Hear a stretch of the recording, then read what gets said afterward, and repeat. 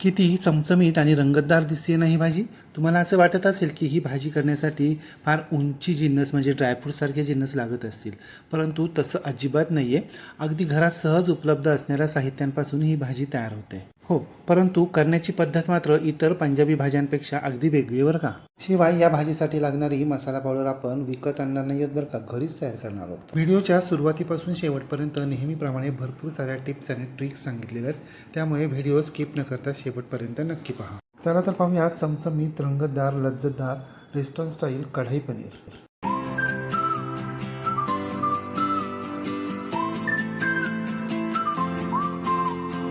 कढई पनीर बनवण्यासाठी आपल्याला एक मसाला पावडर तयार करावी लागणार आहे. ती कशी करायची ते प्रथम आपण पाहूया. त्यासाठी आपल्याला गॅसवर एक जाड बुडाची कढई गरम करण्यासाठी ठेवायची. कढई चांगली गरम झाली की त्यामध्ये आपल्याला 2 चमचे धने, अर्धा चमचा जिरे, 1 चमचा बडीशेप, 4-5 काळी मिरी, कश्मीरी सुकी लाल मिरची देखील घालायची आहे.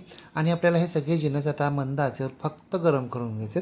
1 मिनिटामध्ये हे सगळे जिन्नस व्यवस्थित गरम होतात. आपल्याला हे सगळे जिन्नस खूप खमंग खरपूस भाजायचे नाही आहेत. असं जर केलं ना तर मग गरम मसाल्यांचा अरोमा हळूहळू कमी होत जातो, उडून जातो.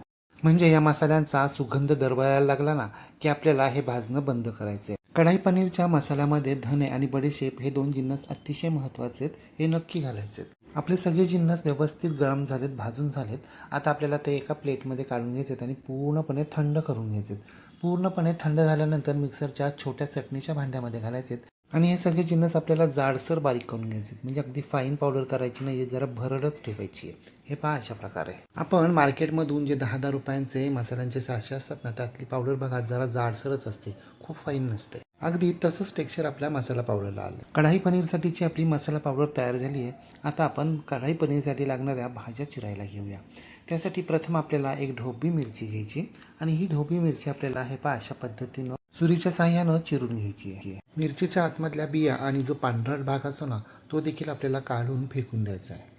मी त्रिकोणी चिरून घेतोय, तुम्हाला चौकोनी किंवा लांब सडक चिरायचे असेल तसंही तुम्ही करू शकता. मिरचीच्या देठाकडील भाग देखील आपल्याला अशा पद्धतीनं चिरून घ्यायचं आहे, काढून घ्यायचं आहे. आणि मिरची चिरताना आपल्याला तिचे खूप छोटे छोटे तुकडे करायचे नाही आहेत, जरा मोठमोठेच म्हणजे मध्यम आकाराचे करायचे आहेत. हे पहा अशा प्रकारे. आपली ढोबळी मिरची चिरून झालेली आहे. आता एक मध्यम आकाराचा कांदा घ्यायचा आहे आणि या कांद्याची आपल्याला साल काढायची आहे. कांद्याचे सुरीच्या साह्यानं 2 भाग करायचे आणि कांद्याच्या मुळाकडील जो कडक भाग असतो ना, तो पूर्णपणे काढून आपल्याला फेकून द्यायचा आहे. आता एका भागाचे आपल्याला 3 भाग करायचे. कांद्याचे 3 भाग केल्यानंतर कांद्याची प्रत्येक पाकळी आपल्याला अशा पद्धतीनं वेगवेगळी करायची आहे. कांदा चिरून झाल्यानंतर एक मध्यम आकाराचा लाल बुंद टोमॅटो घ्यायचा आहे आणि टोमॅटोच्या मुळाकडील आणि देठाकडील अर्धा इंचाचा भाग आपल्याला काढून फेकून द्यायचा आहे. आता टोमॅटो देखील आपल्याला चिरून घ्यायचा आहे, परंतु थांबा, टोमॅटो आपल्याला रेग्युलर चिरतो तसा चिरायचा नाही आहे. तर हे पहा, टोमॅटो उभा धरायचा आहे आणि टोमॅटोचा मधला भाग सोडून दोन्ही बाजूकडचा जो भाग असतो ना, तो अशा पद्धतीने आपल्याला चिरून घ्यायचा आहे. म्हणजे आपण आंब्याच्या कोयचा चारी बाजूकडचा भाग कसा चिरून घेतो, अगदी तशा पद्धतीनं. टोमॅटो उभा चिरून झाल्यानंतर आता या टोमॅटोचे आपल्याला ढोबळी मिरचीप्रमाणेच मध्यम आकाराचे त्रिकोणी तुकडे करून घ्यायचे. त्रिकोणी भागात आपल्याला हा टोमॅटो चिरून घ्यायचा आहे. हे पहा अशा प्रकारे. आता 150 ते 150 ग्रॅम मलाई पनीर घ्यायचे आणि या मलाई पनीरचे देखील आपल्याला अशा पद्धतीनं त्रिकोणी तुकडे करून घ्यायचे. म्हणजे मलाई पनीरच घ्यायला हवं असं काही नाही, साधं पनीरही तुम्ही घेऊ शकता, परंतु मलाई पनीरमुळे चव खूपच छान येते. हे मलाई पनीर आपण घरीच तयार केलं. याची रेसिपी देखील आपल्या चॅनलवर अपलोड केलेली आहे. तुम्ही जर अजूनही ही रेसिपी पाहिली नसेल तर डिस्क्रिप्शन बॉक्समध्ये त्याची लिंक दिलेली आहे, ती जरूर पहा.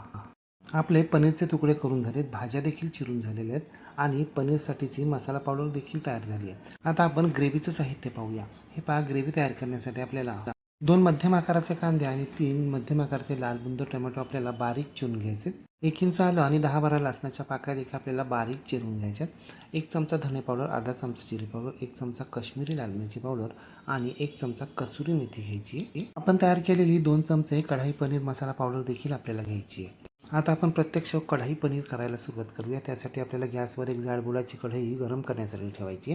कढई चांगली गरम झाली की यामध्ये आपल्याला 4 चमचे तेल, 2 चमचे घट्ट साजूक तूप घालायचे. दोन्ही जिन्नस वितळले गरम झाले की यामध्ये आपल्याला अर्धा चमचा जिरं, एका तिखट हिरव्या मिरचीचे तुकडे घालायचे, बारीक चिरलेला कांदा घालायचा आहे आणि हा कांदा आपल्याला मध्यम आचेवर एकसारखा रंग बदलेपर्यंत परतत राहायचा आहे. मी इथे साजूक तुपाचा वापर केला आहे, तुम्ही बटरचा देखील वापर करू शकता.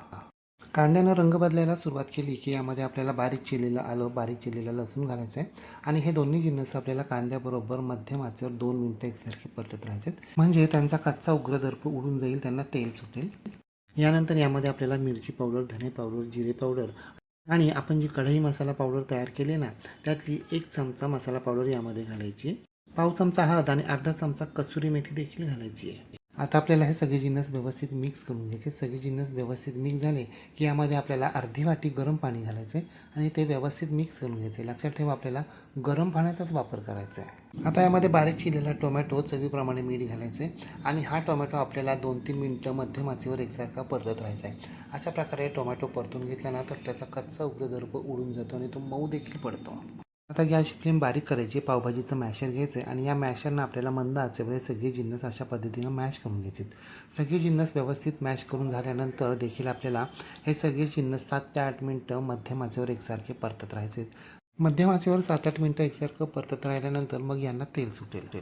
मसाल्यानं तेल सोडायला सुरुवात केलेली. आता गॅस बंद करायचा आहे आणि ही कढई आपल्याला बाजूला ठेवून द्यायची. गॅसवर नवीन दुसरी कढई ठेवायची आणि या कढईमध्ये आपल्याला 2 चमचे तेल आणि 2 चमचे साजूक तूप घालायचं आहे. साजूक तूप आणि तेल गरम झालं की यामध्ये आपल्याला आपण चिरून घेतलेल्या ज्या भाज्या आहेत ना, म्हणजे कांदे, टमॅटो आणि सिमला मिरची, त्या यामध्ये घालायच्यात आणि या भाज्या आपल्याला मोठ्या आचेवर 2-3 मिनटं एकसारख्या परतत राहायच्यात. लक्षात ठेवा, आपल्याला 2-3 मिनटं मोठ्या आचेवर भाज्या परतायच्यात. जर तुम्ही मंद किंवा मध्यम आचेवर भाज्या परतल्या ना तर मग त्या लूज पडतील, त्यांना पाणी सुटेल. तसं आपल्याला होऊ द्यायचं नाही आहे. यांना आपल्याला पाणी सुटू द्यायचं नाही आहे. या भाज्या कडकच राहायला हव्यात. यानंतर यामध्ये आपल्याला मलाई पनीर घालायचे आणि हे मलाई पनीर देखील आपल्याला मोठ्या आचेवर फक्त 1 मिनिट परतून घ्यायचं आहे.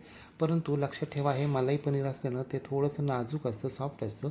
म्हणून आपल्याला हे मलाई पनीर जुरजुरत हलवायचं नाही आहे, अगदी हळूहळू हलवून घ्यायचं आहे.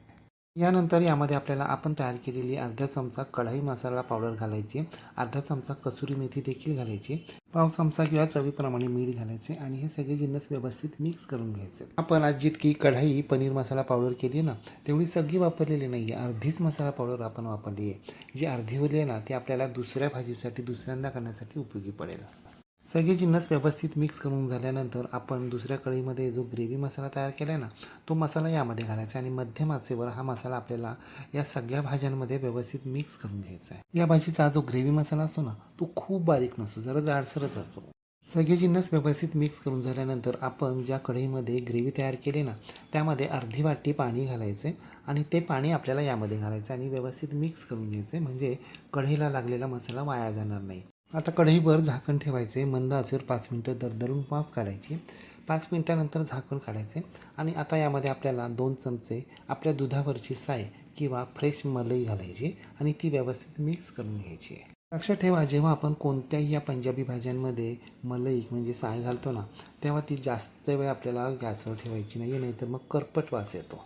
मलाई भाजीमध्ये व्यवस्थित मिक्स झाल्यानंतर यामध्ये आपल्याला चिमूटभर कसुरी मेथी आणि बारीक चिरलेली हिरवीगार फ्रेश कोथिंबीर पेरायची आहे. दोन्ही जिन्नस व्यवस्थित मिक्स करून घ्यायचे. आपलं कढई पनीर तयार झालेलं आहे. आता गॅस बंद करायचा आहे आणि तयार झालेली कढई पनीर आपल्याला एखाद्या सर्विंग बोलमध्ये काढून घ्यायची आहे. पाहताय ना तुम्ही, आपली भाजी कशी चमचमीत आणि रंगतदार दिसते.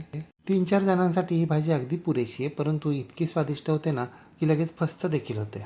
मग तुम्ही सुद्धा अशा प्रकारे रेस्टॉरंट स्टाईल कढाई पनीर घरीच करून पहा व कसं झालं ते कमेंट बॉक्समध्ये मला नक्की सांगा. रेसिपी आवडल्यास लाईक, शेअर, कमेंट करायला विसरू नका. आणि हो, तुम्ही जर अजूनही गृहविष्णू किचन चॅनलला सबस्क्राईब केलं नसेल तर प्लीज नक्की सबस्क्राईब करा. शेजारी बेल आयकॉनवर प्रेस करा, ऑल सिलेक्ट करा, म्हणजे माझ्या नवनवीन रेसिपीचे नोटिफिकेशन तुमच्या मोबाईलवर येतील.